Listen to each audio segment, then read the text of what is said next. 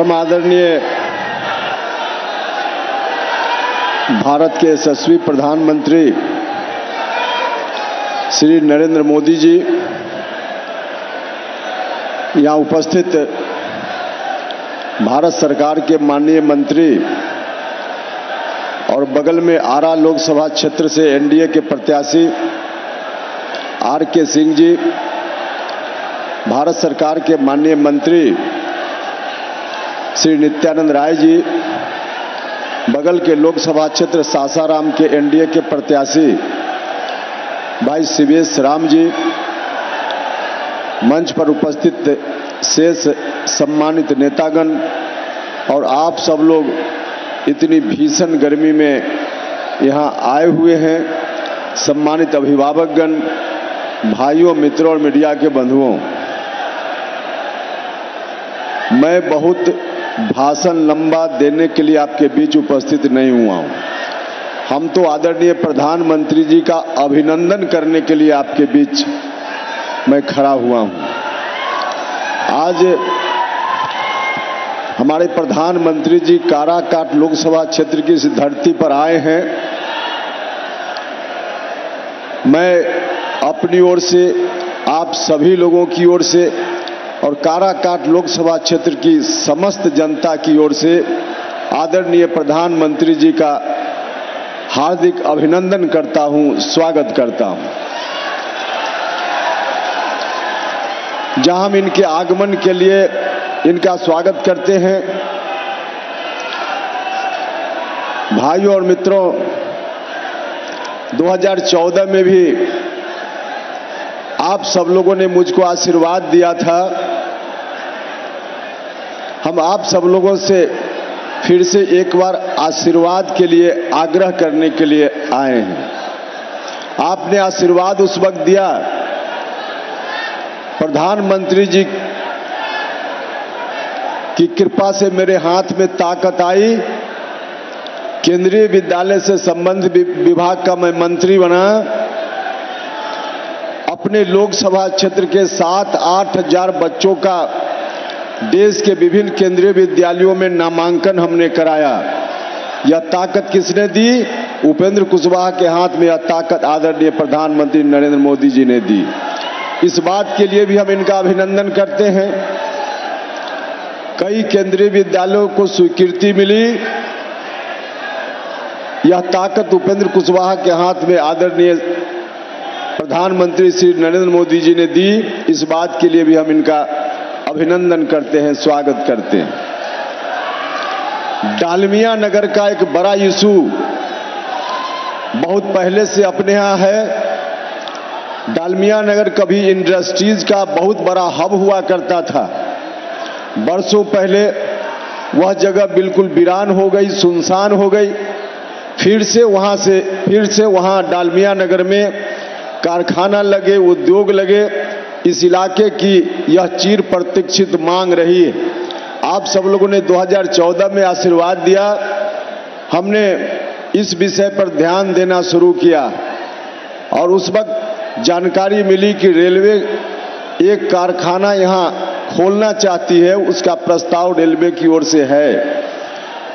हमने कोशिश की कि रेलवे का प्रस्ताव है तो आखिर बन क्यों नहीं रहा। जो जानकारी मिली उस जानकारी के आधार पे कई तरह की बाधाएं थी।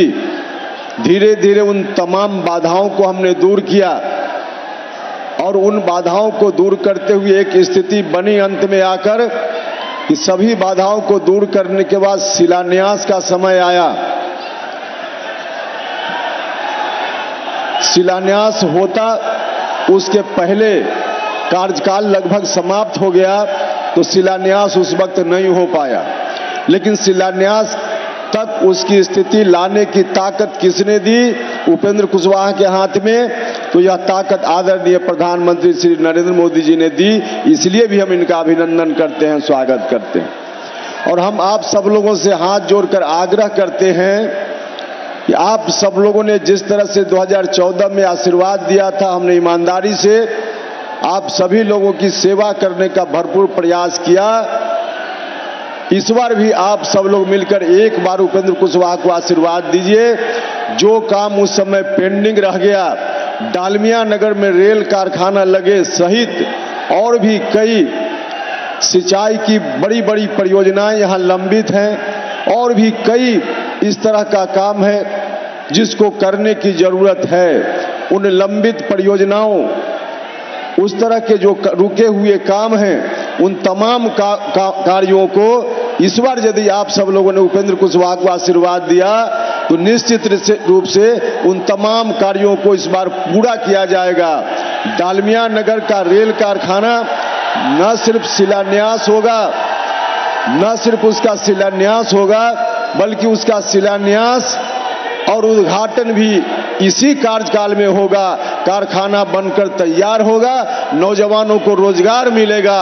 हर तरह से जो पहले आपने हुक्म किया उन तमाम हुक्म को पूरा किया जाएगा और बाद में भी आप हुक्म करेंगे, सभी हुक्म आदरणीय प्रधानमंत्री जी की कृपा से हम पूरा करेंगे। यही कहने के लिए हम आए हैं। तो इसलिए आप सब लोगों से हाथ जोड़कर प्रार्थना है कि एक बार फिर से आप सब लोग मिलकर उपेंद्र कुशवाहा को आशीर्वाद दीजिए, ताकि यहां से जाकर, हम जानते हैं कि आप सब लोग फिर से आदरणीय नरेंद्र मोदी जी को तीसरी बार भारत का प्रधानमंत्री बनाना चाहते हैं। तो इसलिए आप सब लोगों से हम आशीर्वाद की आकांक्षा रखते हैं कि आप सब लोग आशीर्वाद दीजिए, ताकि यहां से दिल्ली जाकर आदरणीय नरेंद्र मोदी जी को तीसरी बार प्रधानमंत्री बनाने में काराकाट की भूमिका को हम सुनिश्चित कर सकें। बहुत बहुत धन्यवाद। मुझे पता है आप सभी अपने लोकप्रिय प्रधानमंत्री जी को सुनने के लिए बेताब हैं, तो आदरणीय प्रधानमंत्री जी को मैं अब आमंत्रित करना चाहूंगी कि वो आए और सासाराम और काराकाट की जनता को संबोधित करें। आदरणीय प्रधानमंत्री जी।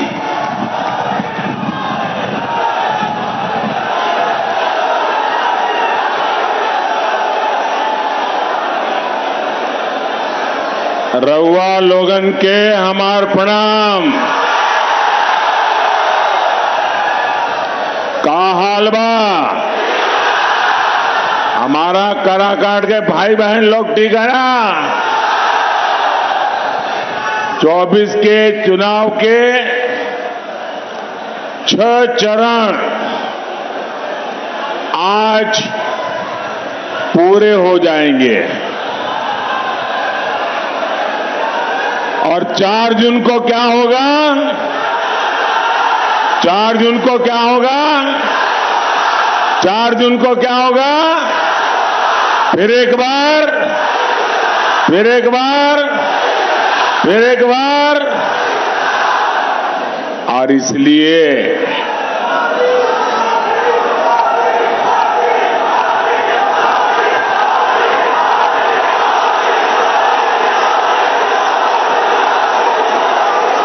मैं इस चुनाव में हिंदुस्तान के हर कोने में गया हूं। सालों से राजनीति में काम किया, संगठन में काम किया और मैंने देखा है कि बिहार के लोगों में राजनीति का आकलन करने का जो सामर्थ्य है वो अद्भुत है।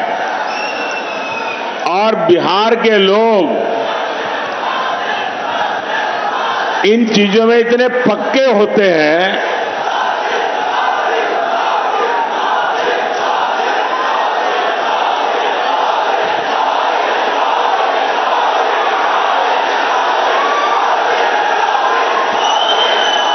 बिहार के लोग इतने पक्के हिसाब किताब के लोग होते हैं कि वे कभी भी वो वोट डालने से पहले 50 बार सोचते हैं कि मेरा वोट बेकार तो नहीं जाएगा ना।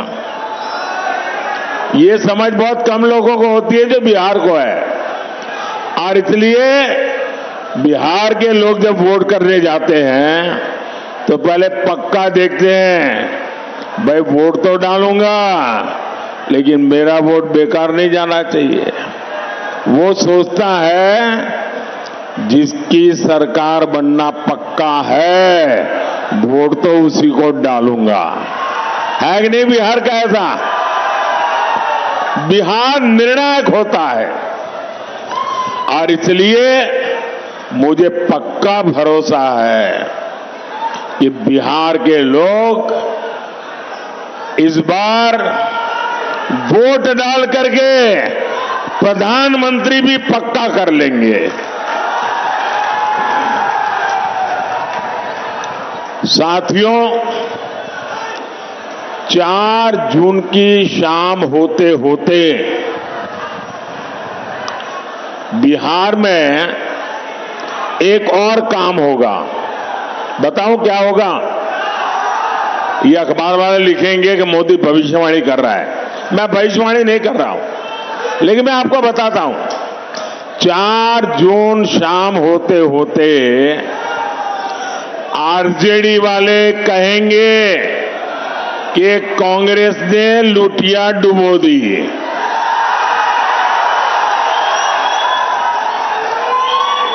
एक दूसरे के कपड़े फाड़ना शुरू करेंगे।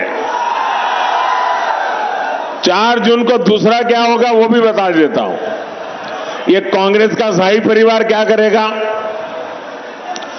कांग्रेस का शाही परिवार पराजय का ठिकरा खड़गे जी के सर पर फोड़ करके वो विदेश में छुट्टियां मनाने चला जाएगा और बेचारे खड़गे जी कार्यकर्ताओं का गुस्सा सहते सहते थक जाएंगे।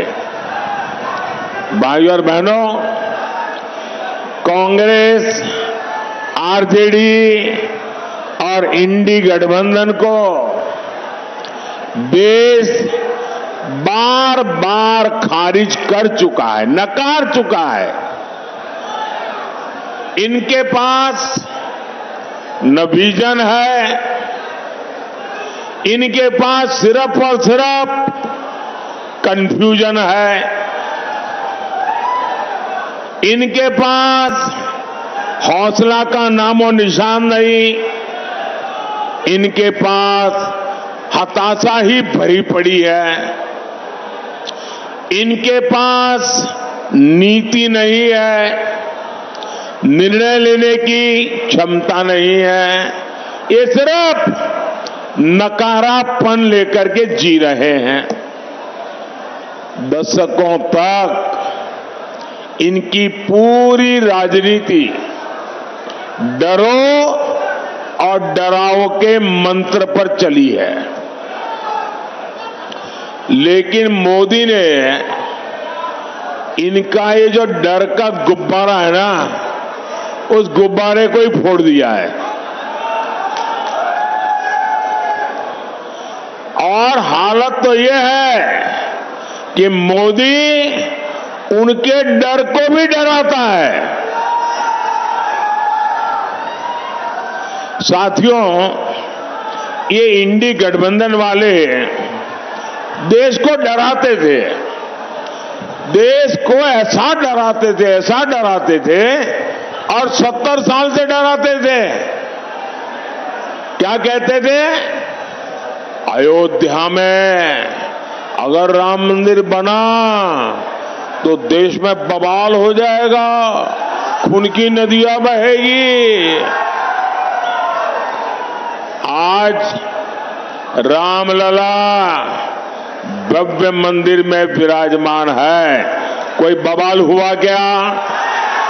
कोई खून की नदियां बही क्या?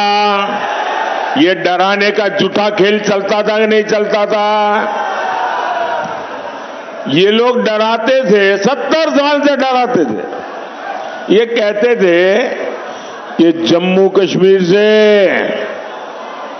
370 अगर हटा तो ये पाकिस्तान में चले जाएंगे, अगर 370 हटा तो आग लग जाएगी, अगर 370 हटा तो देश में बम धमाके होंगे। भांति भांति की धमकियां व डर पैदा करना। मोदी इनकी न धमकियों से डरा है न कभी रुका है। धारा 370 हटा के नहीं हटा, धारा 370 की दीवार गई कि नहीं गई? कश्मीर और हिंदुस्तान के बीच की ये दीवार को तोड़ा कि नहीं तोड़ा? सीना तान के तोड़ा कि नहीं तोड़ा? मुझे बताइए, कहीं आग लगी क्या? कोई पाकिस्तान भाग गया क्या? देश में बम धमाके हुए क्या? डराते थे। साथियों, ये डरपोक कांग्रेस और ये डरपोक आरजेडी वाले अभी क्या कह रहे हैं? पाकिस्तान के पास परमाणु बम है, डरो। डरा रहे हैं। खुद में मसाला खाली हो गया तो उधर का मसाला दिखाते हैं। इसलिए पाकिस्तान के आतंकी जब चाहे भारत पर हमला करके चले जाते थे, ये डरपोक लोगों के कारण। मोदी इनकी तरह डरता नहीं है। मोदी ने सेना को कहा, जाओ गढ़ में घुस करके मारो।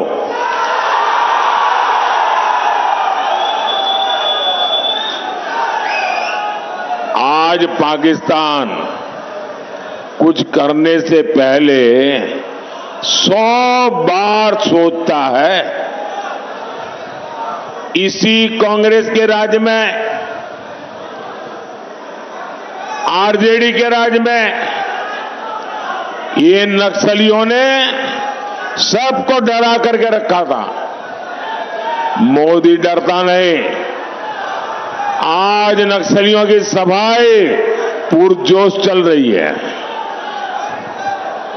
साथियों, यही इंडी वाले एक और धमकी देते थे। ये कहते थे कि बड़े भ्रष्टाचारियों पर हाथ डालो तो मोदी की कुर्सी हिला देंगे। मोदी डरता नहीं है। जिसने चोरी की है, जिसने गरीब को लूटा है, और कितना ही बड़ा शहंशाह क्यों ना हो, कितना ही बड़ा शहजादा क्यों ना हो, कितना ही बड़ा अपने आप को तिस्मार का क्यों ना मानता हो, उसको जेल जाना पड़ेगा, जेल में जीना पड़ेगा। और रोज जेल की रोटी चबा करके ही उसकी जिंदगी पूरी होने वाली है।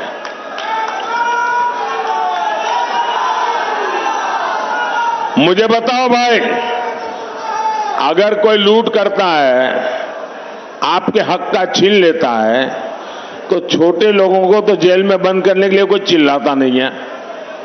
बड़े जाने चाहिए, छोटे जाने चाहिए। आप मुझे कहेंगे वो मैं करूंगा।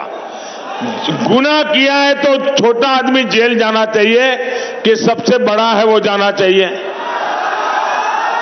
बड़ा हो जेल जाना चाहिए। तो मैं बड़ों को भेज रहा हूं तो अच्छा कर रहा हूं ना, सही कर रहा हूं ना। और मैं आज बिहार के लोगों को एक और गारंटी दे रहा हूं। जिन्होंने बिहार के गरीबों को लूटकर नौकरी के बदले जमीन लिखवाई है,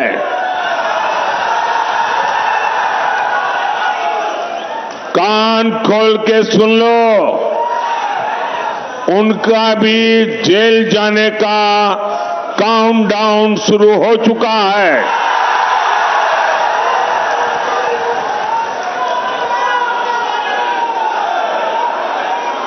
ये जैसे ही ये हेलीकॉप्टर में चक्कर मारने का समय उनका पूरा होगा, जेल का रास्ता तय हो जाएगा।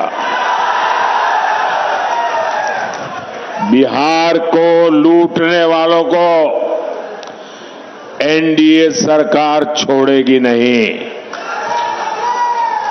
और ये एनडीए की गारंटी है, मोदी की भी गारंटी है। भाइयों और बहनों, ये इंडी गठबंधन वाले अपने राजनीतिक स्वार्थ के लिए कुछ भी कर सकते हैं। ये लोग बिहार और बिहारियों के अपमान के खिलाफ आवाज तक उठाते नहीं हैं। कांग्रेस के पंजाब के नेता ने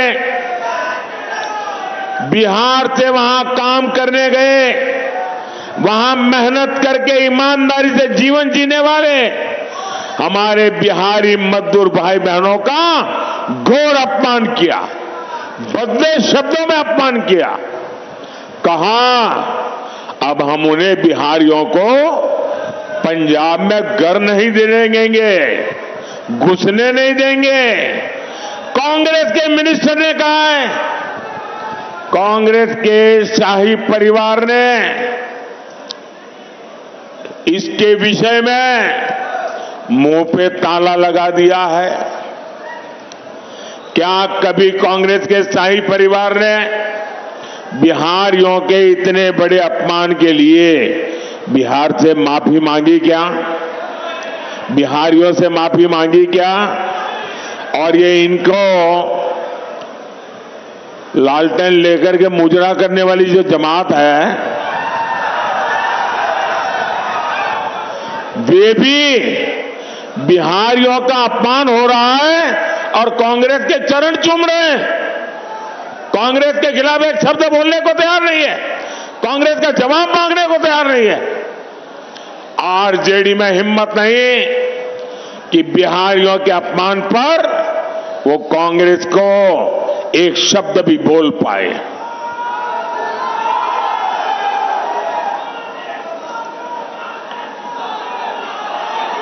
साथियों,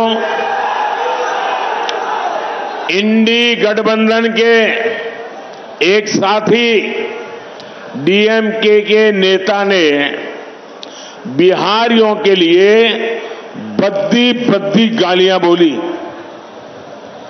तेलंगाना में कांग्रेस के मुख्यमंत्री ने बिहारियों को भला बुरा कहा।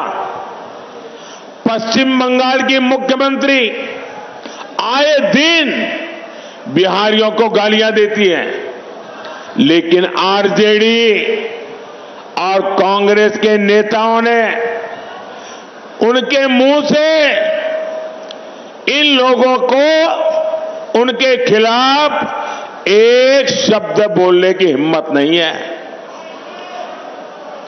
इन लोगों को आपके स्वाभिमान की चिंता नहीं है, इनको बिहार के गौरव की चिंता नहीं है, इनको बिहार के होनहार नौजवानों के प्रतिष्ठा की चिंता नहीं है। इनको सिर्फ और सिर्फ अपने वोट बैंक की चिंता है। उनको सिर्फ आपके वोट छीनना है, उसके लिए भांति भांति की भाषा का उपयोग करते हैं। इनके लिए बिहारियों का सम्मान कोई मायने नहीं रखता। साथियों, मैं हमारे जो फर्स्ट टाइम वोटर है, जो पहली बार वोट करने के लिए जाने वाले हैं, उनको जरा जंगल राज पार्ट 2 से सावधान करना चाहता हूं। ये जो फर्स्ट टाइम वोटर है ना, उनका जन्म होने के बाद उनको जंगल राज कितना भयंकर था वो देखने का अवसर नहीं मिला, क्योंकि यहां एनडीए वाले काम करना शुरू किए। लेकिन जो जंगल राज वालों ने था, जो मुसीबतें खड़ी कर दी थी, ये जरा फर्स्ट टाइम वोटरों को पता होना चाहिए। वो समय था शाम होने के बाद बाहर निकलना मुश्किल था। बाहर से कोई रात में ट्रेन से उतरता था तो स्टेशन से बाहर नहीं निकलता था, रात भर स्टेशन पे पड़ा रहता था। सुबह उजाला होने के बाद फिर अपने गांव की तरफ निकलता था। अपहरण, डकैती, हत्या ये बिहार का दुर्भाग्य बन गया था। नीतीश जी के नेतृत्व में एनडीए सरकार बिहार को जंगल राज से बाहर लेकर आई है। वो गुंडे, वो डकैत, वो लुटेरे अभी छिपे हुए हैं, चुप होकर के बैठे हुए हैं, मौके की तलाश में है। अगर गलती से भी ये इंडी वाले जरा भी मजबूत होते दिखेंगे भी तो फिर उनका दाना पानी मिलेगा और ये मिलकर के फिर से आपका भविष्य तबाह कर देंगे। नौजवानों, आपकी जिंदगी तबाह कर देंगे और फिर कभी भी आप उभर करके बाहर नहीं आ पाएंगे। भाइयों और बहनों, ये हमारा बिहार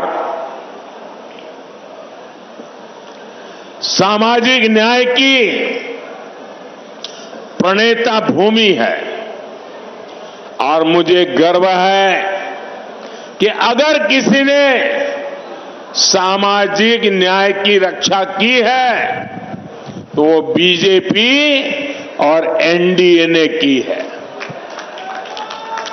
बीते 10 साल में देश ने एनडीए को 2 बार प्रचंड जनादेश दिया। हमने पहली टर्म में एक दलित के बेटे को, जो कभी बिहार के गवर्नर हुआ करते थे, उनको देश का राष्ट्रपति बनाया, दलित को देश का राष्ट्रपति बनाया। जब हमें 2019 में दूसरी बार अवसर मिला तो हमारे देश की एक आदिवासी बेटी को देश का राष्ट्रपति बनाया। देश के सर्वोच्च संवैधानिक पद पर सुशोभित किया। राष्ट्रपति पद का गौरवपूर्ण काम उन्होंने शुरू किया। हमने पिछड़ा आयोग को संवैधानिक दर्जा दिया। कांग्रेस ने 3 दशक तक पिछड़ों की इस मांग को ठुकराया था, लेकिन मैं आप ही के बीच पैदा हुआ हूं।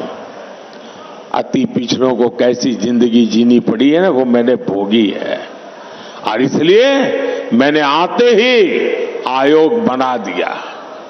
पहले केंद्रीय विद्यालय, नवोदय विद्यालय और सैनिक स्कूलों में ओबीसी आरक्षण नहीं था।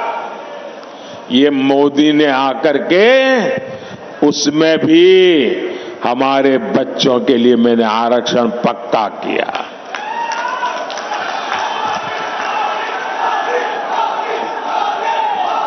मेडिकल की पढ़ाई में भी केंद्रीय कोटे में पहली बार ओबीसी आरक्षण हमने लागू किया।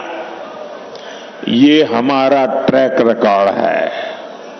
साथियों, इसकी विपरीत आज इंडी गठबंधन वाले एससी, एसटी, ओबीसी, अति पिछड़े, उनका सबका आरक्षण छीन किए की एक बहुत बड़ी साजिश रच रहे हैं। मैं देश को अवगत कराना चाहता हूं, ये मेरा कर्तव्य बनता है कि देश को मैं जानकारी दूं। इंडी गठबंधन ने हजारों शैक्षणिक संस्थानों में एससी, एसटी, ओबीसी, अति पिछड़ा को मिलने वाला आरक्षण बंद कर दिया और वो सारा का सारा अब मुसलमानों के लिए रिजर्व कर दिया है। ये जो किया है वो मैं बताता हूं। एक ही झटके में दलितों, पिछड़ों, अति पिछड़ों, उनका आरक्षण खत्म कर दिया। इन्होंने संविधान को ताक पर रखकर मुस्लिम जातियों को रातों रात ओबीसी बना दिया, ओबीसी के हक का आरक्षण दे दिया। अभी आपने 2 दिन पहले कलकत्ता हाईकोर्ट का जजमेंट देखा होगा। कलकत्ता हाईकोर्ट ने ऐसी डांट लगाई है क्योंकि वहां 77 मुस्लिम जातियों को रातों रात ओबीसी बनाकर ओबीसी का हक उनको दे दिया था। भाइयों बहनों, हाईकोर्ट ने ऐसी थप्पड़ मारी है, उनको ठिकाने लगा दिया है। ये ऐसे आपके साथ धोखाबाजी करने वाले लोग हैं, ये संविधान की पीठ पे छुरा भोंकने वाले लोग हैं। लेकिन इनसे भी इनकी साजिशें कम नहीं हो रही है। साथियों, इंडी वाले चाहते हैं कि बार बार मुस्लिम आरक्षण का ये मामला कोर्ट में न फंसे, कोर्ट हर बार रिजेक्ट न करे। तब उपाय क्या? तो इंडी गठबंधन वालों ने पक्का कर लिया है कि अगर वो दिल्ली पहुंचेंगे तो पहला काम ये संविधान को बदल देंगे। संविधान को बदल करके एससी, एसटी, ओबीसी का आरक्षण वो मुसलमानों को देने का संविधान में बदलाव करेंगे ताकि कोर्ट उनको परेशान न करे। ये खेल खेल रहे हैं। भाइयों बहनों, मैंने ठीक 1 महीने पहले इंडी वालों को चैलेंज किया था।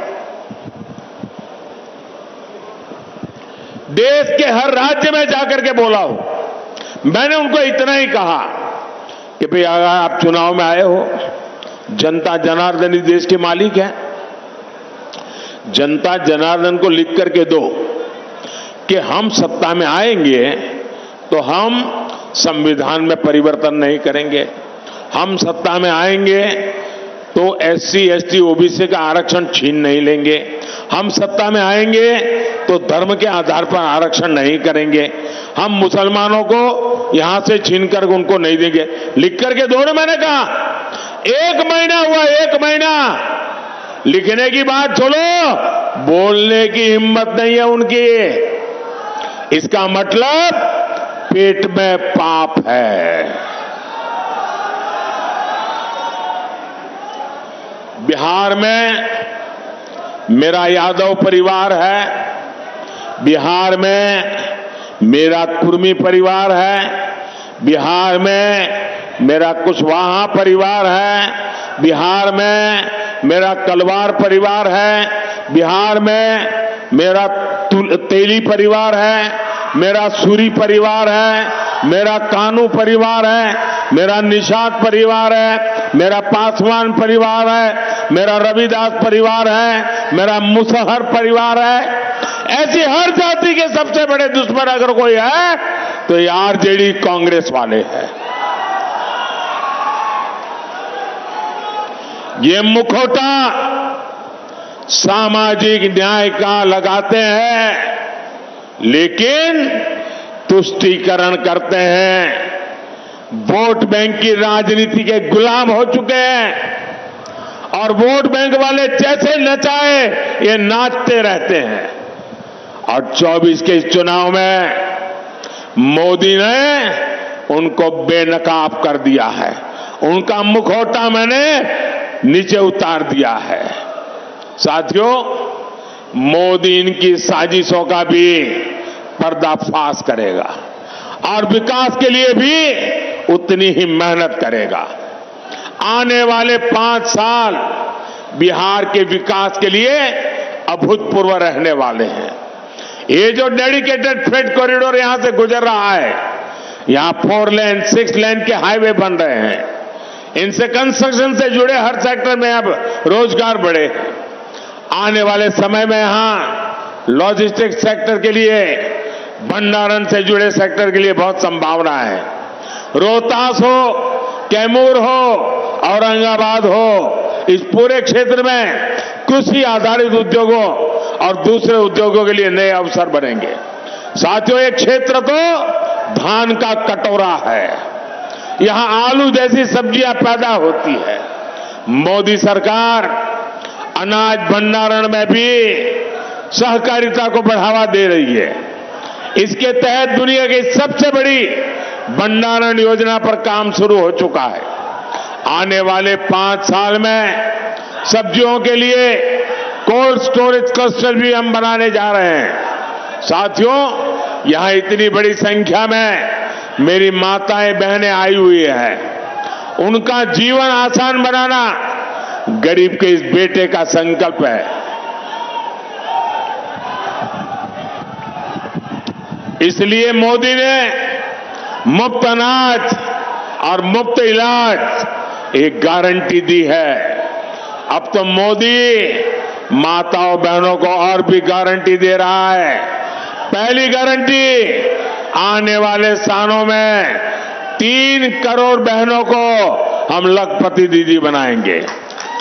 आने वाले दिनों में हर परिवार में जो बुजुर्ग है, 70 साल से ऊपर है, अगर वो बीमार है, इलाज की जरूरत है, तो उनके बेटे बेटी को इलाज का खर्चा नहीं करना पड़ेगा।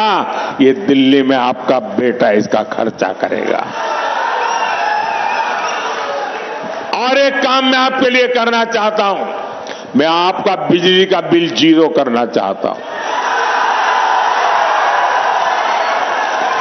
और इसलिए हमने पीएम सूर्यघर मुफ्त बिजली योजना बनाई है। और मुफ्त घर बिजली योजना में आप अपने लिए तो मुफ्त में बिजली उपयोग करेंगे, ज्यादा बिजली आप बेच सकेंगे। और इसके लिए सरकार सोलर पैनल लगाने के लिए 75,000 रुपये तक की आर्थिक मदद हर परिवार को करेगा। 75,000 रुपया। और जैसे आपको मोदी सरकार में पक्का घर, शौचालय, नल से जल, सस्ता सिलेंडर मिला, वैसे ही मोदी अपनी हर गारंटी पूरी करेगा। मैंने गैस का सिलेंडर देने की गारंटी पूरी की कि ना की? जरा जोर से बताइए ना। मैंने गैस का सिलेंडर देने की गारंटी पूरी करी कि ना की? करी ना? तो इस बार मुझे गैस के सिलेंडर पर वोट भी चाहिए। भाइयों और बहनों, ये एमपी बनाने का नहीं, ये पीएम बनाने का चुनाव है। ये देश में एक मजबूत सरकार बनाने का चुनाव है। इसलिए आप जब काराकाट से मेरे साथी उपेंद्र कुशवाहा जी को वोट डालेंगे तो वोट सीधा मुझे मिलेगा। सासाराम से शिवेश राम जी को दिया वोट सीधा मोदी को मिलेगा। आरा में आरके सिंह को दिया हुआ वोट सीधा मोदी को मिलेगा। आप घर घर जाकर मेरी ये बात पहुंचाइएगा और एक काम करिएगा। करेंगे? जरा जोर से बताइए, करेंगे? आप जाकर के हर घर में बताना कि वो मेरे खातिर, मेरे देश के खातिर विकसित भारत बनाने के लिए आपके गांव में जो भी देवस्थान हो, आपके गांव में जो भी तीर्थ स्थान हो, वहां जाकर के मेरी तरफ से परमात्मा के आगे मत्था टेकना। करेंगे? मेरी तरफ से परमात्मा को मत्था टेकेंगे अपने गांव में, और मेरी तरफ से परमात्मा को मांगना कि विकसित भारत बनाने के लिए परमात्मा हमें आशीर्वाद दे। इतना काम करेंगे? पक्का करेंगे? बोलिए भारत माता की, भारत माता की, भारत माता की। बहुत बहुत धन्यवाद।